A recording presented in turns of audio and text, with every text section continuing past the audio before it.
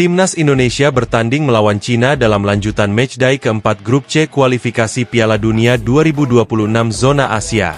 Coach Justin meledak kritik pedas Shin Tae-yong. Pertandingan ini berlangsung di Qingdao Youth Football Stadium pada Selasa, 15 Oktober 2024, pukul 19 waktu Indonesia Barat. Hasil babak pertama pertandingan berkedudukan skor 2-0 untuk keunggulan tuan rumah. Meski penguasaan bola sedari awal dimiliki Timnas Indonesia, gawang Martin Paes dijebol Behram Abdueli yang menyelesaikan umpan skema bola mati pada menit ke-21. Skor 1-0 menjadi hukuman bagi Timnas Indonesia yang sebenarnya tampil baik. Namun tak membutuhkan banyak waktu, The Dragons berhasil menggandakan skor menjadi 2-0 di menit ke-44. Skor 2-0 tetap tidak berubah hingga akhir babak pertama. Hasil tersebut langsung memicu gelombang kritik dari para pendukung Timnas Indonesia, yang merasa ada kejanggalan dalam strategi tim saat menghadapi Cina. Salah satu kritik datang dari Coach Justin yang menyebut eksperimen tim yang diturunkan Shin Tae-yong tampak dilakukan tanpa pertimbangan matang. Menurutnya, komposisi tim yang kurang optimal memengaruhi performa secara keseluruhan, sehingga menghasilkan permainan yang kurang maksimal di babak pertama. Melansir dari kanal YouTube Justinus Laksana, Coach Justin bersama para komentator tengah melakukan live reaction Cina versus Indonesia yang disaksikan oleh 1 juta penonton. Di saat jeda halftime, Coach Justin bersama Dr. Tirta dan kedua komentator lainnya mengulas permainan Timnas Indonesia di babak pertama. Dengan nada tinggi, Coach Justin keheranan mengapa Shin Tae-yong tak menurunkan pemain yang memiliki catatan bermain lebih bagus di pertandingan sebelumnya. Rizky Ridho kemarin itu main hanya 15 menit. Gak lama, dia main bagus. Kelvin Verdong main di kiri cukup bagus juga. Kenapa lu gak turunin yang bener-bener lagi bagus begitu loh? Kata Coach Justin dikutip tim tvonnews.com pada Selasa, 15 Oktober 2024. Bahkan, tak segan Coach Justin menyebut Jordi Amat sebagai pemain yang bermain buruk dibanding Malik Rizaldi. Rizaldi tunjukkan fighting spiritual, yang jelek kan Jordi Amat doang kan kasarnya. Lanjutnya, tak bisa sembunyikan kekesalan, Coach Justin melontarkan kritik pedas pada Shin Tae-yong. Gua asli, this time kali ini gua kritik Shin Tae-yong. Gua gak paham pergantian pemain, gua gak paham, ujar Coach Justin dengan nada kesal.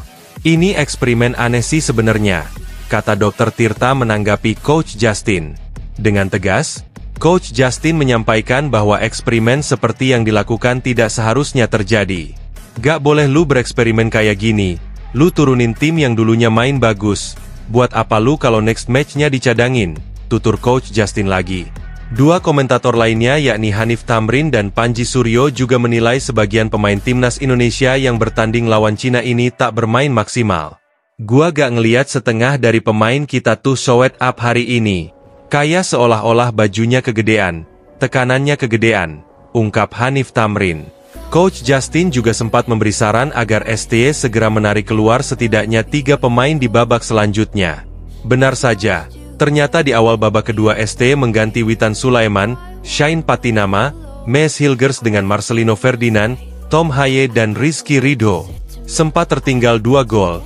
Akhirnya Timnas Indonesia memperkecil selisih gol di menit 86 dengan Pratama Arhan sebagai kunci gol. Tom Haye, yang berada di tengah kotak penalti, melepaskan tendangan keras yang mengarah langsung ke gawang.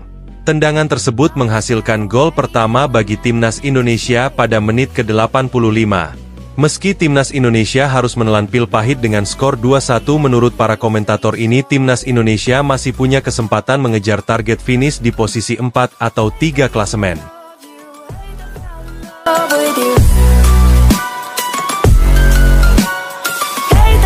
Pelatih Timnas Indonesia, Shin Tae-yong, resmi mencoret Jordi Amat jelang lawan Cina di laga lanjutan putaran ketiga kualifikasi Piala Dunia 2026. Jordi Amat dicoret dari skuad Timnas Indonesia yang dipersiapkan untuk menghadapi Cina, karena mengalami cedera dalam laga sebelumnya. Saat Timnas Indonesia melawan Bahrain, Jordi Amat bermain sebagai starter dan harus digantikan saat jeda babak pertama karena cedera. Kepastikan Jordi Amat dipulangkan ke klubnya Johor Darul Ta'zim usai sesi makan siang tim pada Senin, 14 Oktober 2024. Bek berusia 32 tahun ini di hadapan rekan-rekannya berpamitan terlebih dulu untuk berfokus pada pemulihan cedera yang dialaminya. Dengan berat hati, Saya harus meninggalkan tim lebih cepat, karena saya akan berfokus ke pemulihan lagi. Artinya, saya tidak bisa bermain untuk tim melawan Tiongkok nanti, ujar Jordi Amat dikutip dari laman Kita Garuda, Senin 14 Oktober. Namun saya akan mendukung dan mendoakan yang terbaik bagi tim kita. Saya berharap kita bisa meraih kemenangan dan semoga saya bisa bergabung lagi dengan tim di bulan depan, tambahnya. Meski demikian, ST tak perlu khawatir karena stok pemain bertahan timnas Indonesia masih sangat dalam. ST masih memiliki Mes Hilgers, Jai Itzes, Rizky Ridho, Muhammad Ferrari, hingga Wahyu Prasetyo di posisi Jordi Amat. Sementara itu, timnas Indonesia akan memainkan pertandingan matchday keempat melawan Cina di Stadion Qingdao Youth Football. Tim asuhan Shin Tae-yong mengincar 3 poin perdana untuk memperbaiki posisi di klasemen grup C.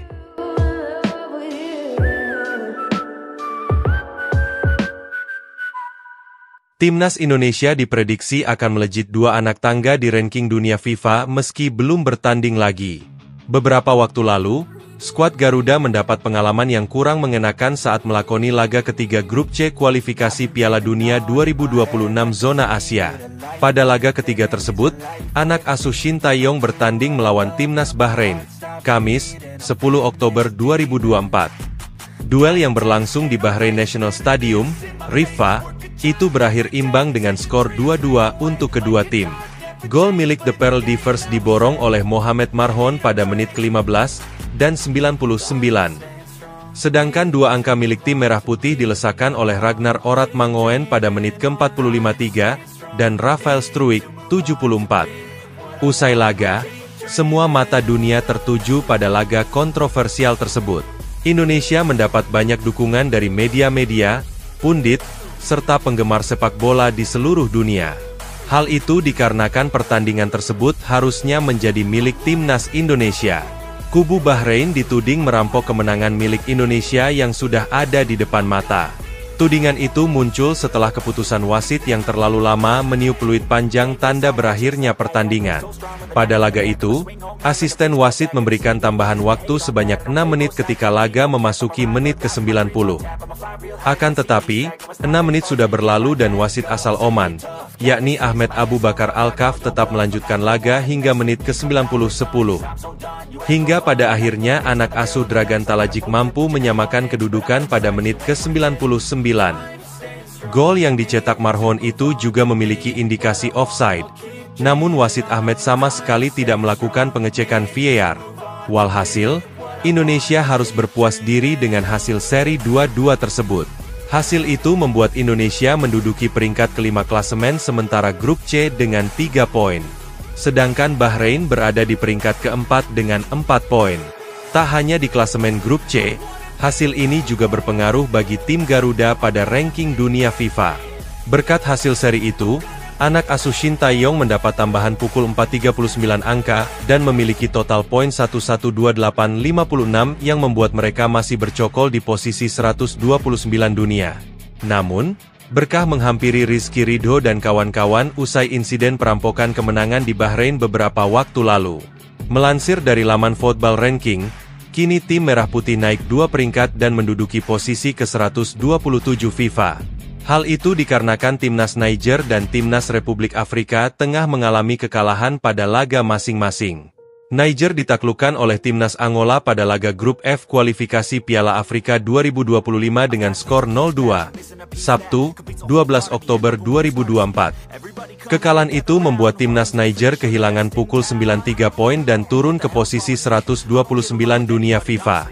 Sedangkan timnas Republik Afrika tengah dilibas habis timnas Maroko dengan skor 0-5 pada ajang yang sama, dan harus kehilangan 274 poin serta turun ke posisi 128 dunia. Kekalahan 2 tim Afrika itu membantu Indonesia naik ke peringkat ke-127 dunia FIFA.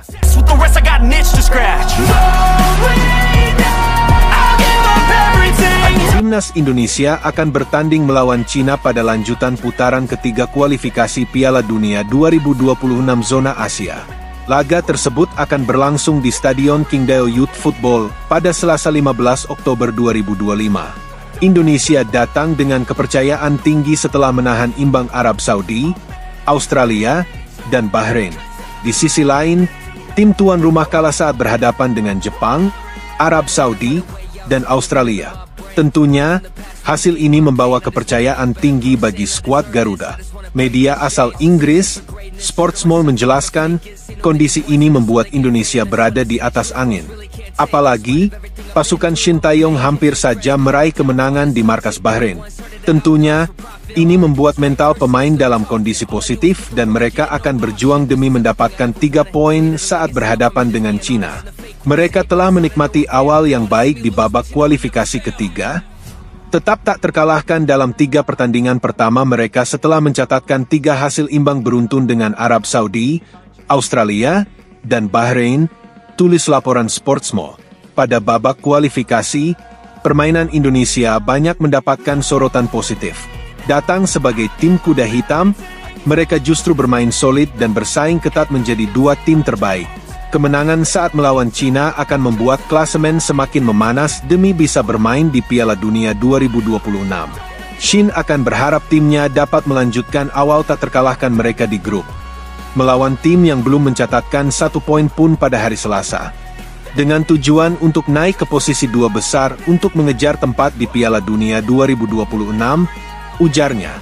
Sportsmall memberikan prediksi bahwa Indonesia akan menang dengan skor 1-2. Hasil ini berkaca dari permainan skuad Garuda yang semakin solid di bawah komando Shin Tae-yong. Selain itu, bermain di depan supporter lawan sudah bukan jadi halangan bagi pemain Indonesia. Indonesia belum pernah kalah di grup C, sedangkan Cina belum pernah meraih 1 poin pun dari 3 pertandingan pembuka mereka. Sehingga tim tamu akan memenangkan pertandingan ini, ujarnya.